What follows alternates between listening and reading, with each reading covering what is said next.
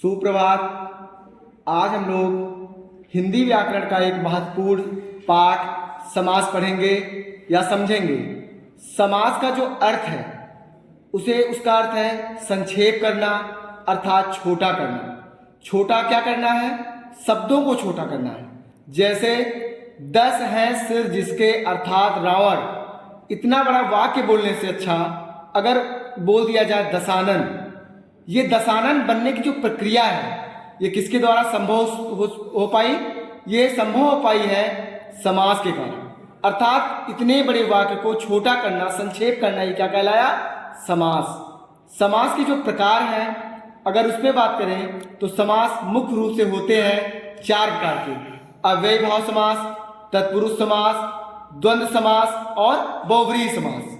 लेकिन जो हम लोगों के चैप्टर में है या पाठ में है तो पढ़ना कितना है? 6 समास। वो अच्छा समास कौन कौन से हैं? अब, तक, दादा, छठे समास। अर्थात अब से एक ट्रिक मैं बता रहा हूं आपको कि कैसे आपको नाम याद करने हैं कि कौन कौन से समास हैं। अब, तक, दादा, छठे समास।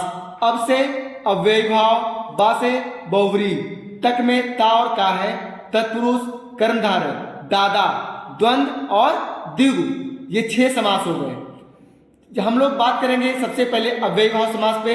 कौन सा पद प्रधान है, कौन सा पद प्रधान नहीं है, प्रथम पद प्रधान है, उत्तर पद प्रधान है, पूर्व पद प्रधान है या उत्तर पद प्रधान है, इसके लिए हम आप लोग बुक पे देखेंगे, पढ़ेंगे। लेकिन जो मुख्य नियम है कि कैसे हम जानेंगे कि किस शब्द में कौन सा समास है, इसको जानने के लिए सबसे पहले हम जो ये रूल लिखे हैं ब्लैक बोर्ड पर आप सीधे देख पा रहे होंगे, इसको हम लोग पढ़ेंगे और समझेंगे। पहला अव्ययीभाव समास। जैसे अव्ययीभाव समास में मैंने एक रूल बताया, पहला पद उपसर्ग हो। उपसर्ग क्या? जो शब्दों के पहले लगे। जैसे आजीवन। आजीवन में आ उपसर्ग है, आप देख पा रहे हैं, मैंने अंडरलाइन किया है।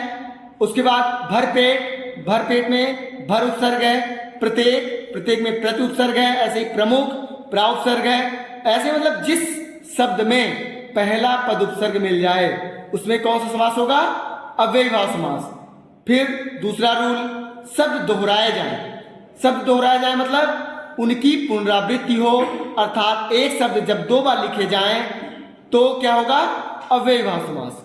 जैसे रातों रात, हाथों हाथ, दिनों दिन, बातों बात। देखिए शब्द वही है लेकिन दोहराए जा रहे हैं, अर्थात 2 बार बोले जा रहे हैं। ऐसा होने पर भी अव्ययीभाव समास होगा।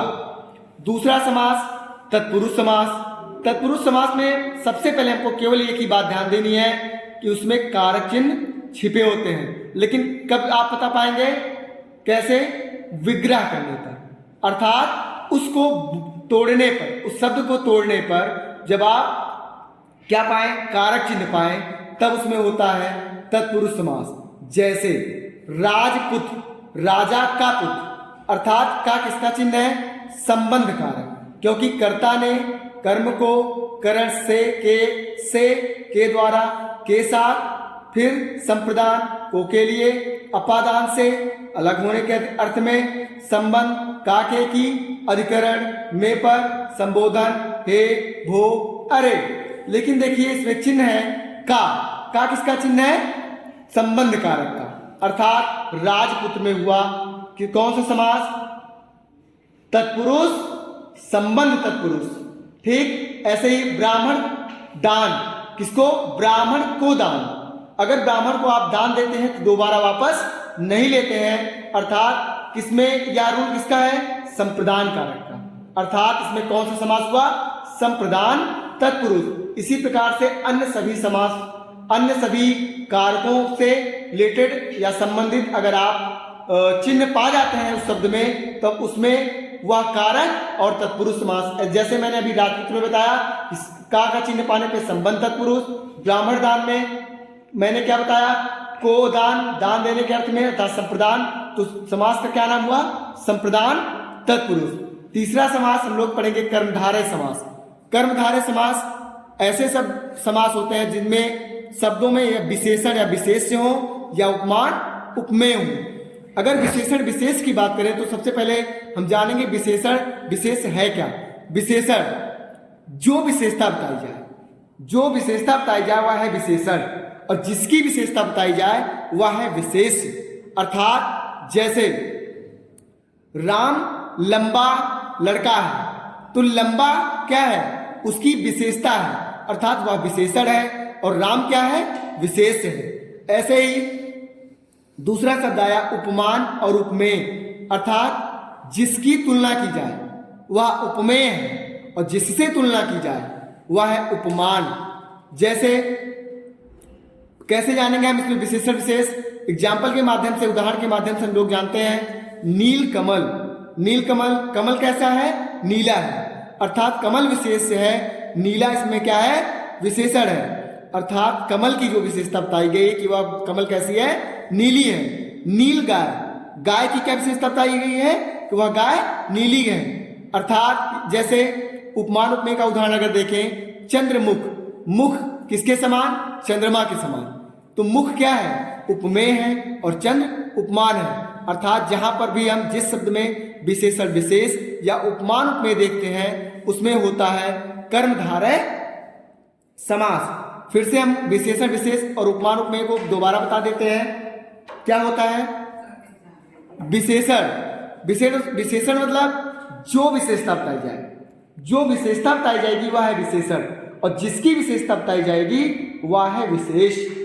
उपमान उपमेय में जिसकी तुलना की जाए वह है उपमेय, और जिससे तुलना की जाए वह है उपमान। जैसे चंद्रमुख मैंने बताया, मुख किसके समान, चंद्रमा के समान, तो मुख किसके समान है, चंद्रमा के समान, अर्थात मुख की तुलना की गई है कि वह किसके समान है, चंद्रमा के समान, अर्थात मुख है उपमेय और चंद्र है उपमान। समझ में आया? चलिए अगला हम लोग समास पढ़ते हैं, बहुब्रीहि समास। बहुब्रीहि समास में रूल है उपनाम होते हैं, निक नेम। अगर किसी का निक नेम दिया हो, उपनाम दिया हो, तब वो क्या होगा, बहुब्रीहि समास। जैसे दशानन, 10 है आनंद जिसके, अर्थात जब हम ये वाक्य बोलने के बाद अर्थात शब्द का प्रयोग कर पाए, अर्थात उपनाम बता पाए, उसमें होगा बहुब्रीहि समास।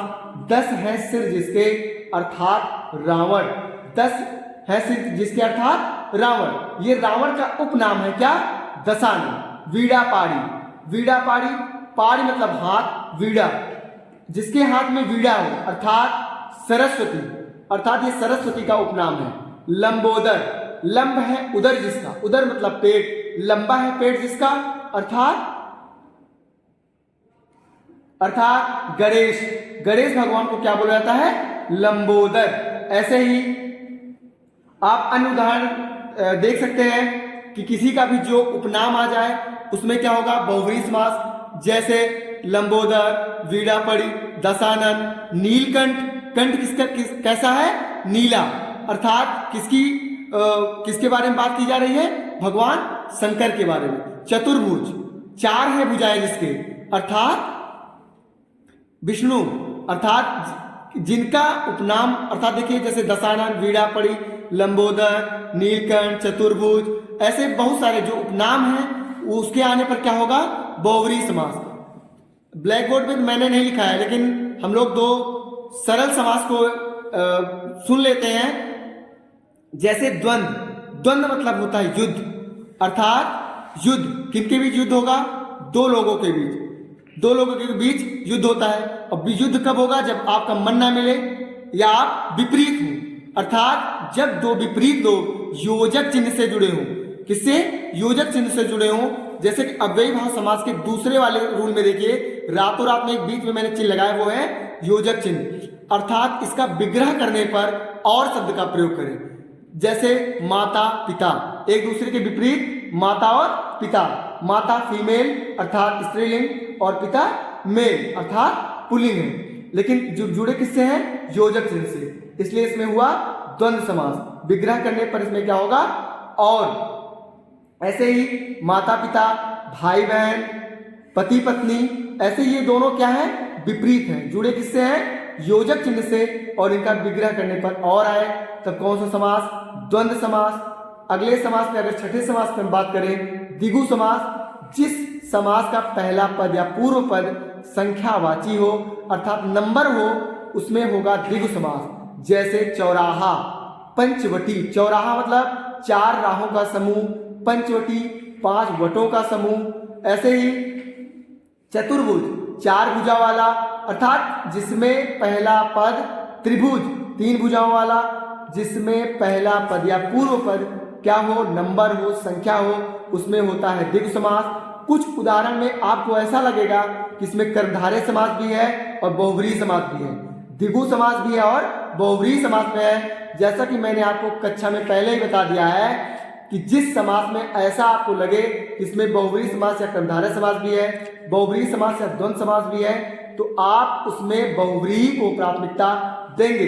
जैसे आपको मिल जाए दशानन, 10 देखने के बाद आपको लगेगा इसमें है द्विगु समास, लेकिन अगर आपको ऑप्शन में एग्जाम या विकल्प में अगर पहले मिल जाए बहुव्रीहि समास, तो आप बहुव्रीहि समास को ही प्राथमिकता देंगे या प्रेफरेंस देंगे।